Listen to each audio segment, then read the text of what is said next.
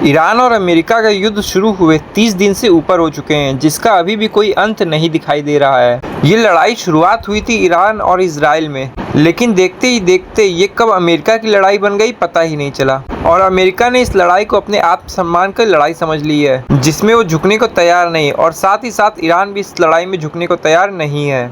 Iran हर तरह से America को मुंह तोड़ जवाब दे रहा है, लेकिन कब तक, ये भी एक बड़ा सवाल है। क्योंकि वो जितने भी जवाब दे लेकिन इस बात को कोई नकार नहीं सकता कि ईरान के सामने अमेरिका का अस्तित्व तो बहुत बड़ा है।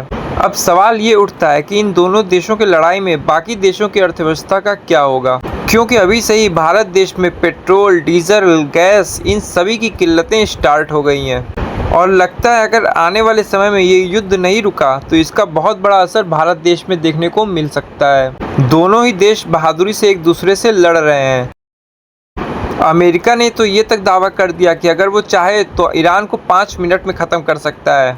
आम भाषा में बोलें तो अमेरिका ने इस बात के पीछे अपने परमाणु हथियारों का जिक्र किया है, और ये बात तो सारी दुनिया जानती है कि अगर परमाणु छूटा तो ईरान को ख़त्म होने में मिनट भर भी नहीं लगेंगे। लेकिन इसका इफेक्ट सिर्फ ईरान तक सीमित नहीं रहेगा, बल्कि और भी देश इससे काफ़ी हद तक प्रभावित होंगे।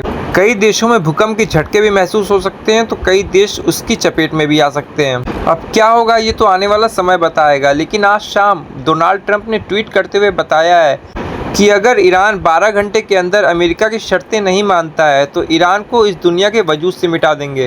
अब इस बात में कितनी सच्चाई है ये तो आने वाला वक्त बताएगा, लेकिन अगर ये बात सच है तो ये सच में ईरान के लिए एक चिंताजनक बात है, क्योंकि ईरान जितना भी दम दिखा ले, लेकिन इस बात को झुटलाना मुश्किल है कि अमेरिका इस दुनिया की सबसे बड़ी ताकतवर देशों में से एक है, और अमेरिका के पास ऐसे हथियारों की कोई कमी नहीं है जो बड़े से बड़े देशों को कुछ पलों में ख़त्म कर सकते हैं। ईरान और अमेरिका युद्ध में आप किसको सपोर्ट करते हैं, कमेंट बॉक्स में ज़रूर बताइए। और साथ ही साथ भगवान से ये प्रार्थना भी करिए कि ऐसी कोई नौबत ना आए जिसपे किसी भी देश को कोई हानि हो। सारे देश शांति से रहें, सुखद रहें, समृद्धि से रहें, यही हम सबकी कामना है। धन्यवाद। भारत या देश विदेश से जुड़ी हर खबर जल्दी जानने के लिए हमारे चैनल डिकोड बाय आयुष को सब्सक्राइब करिए। धन्यवाद।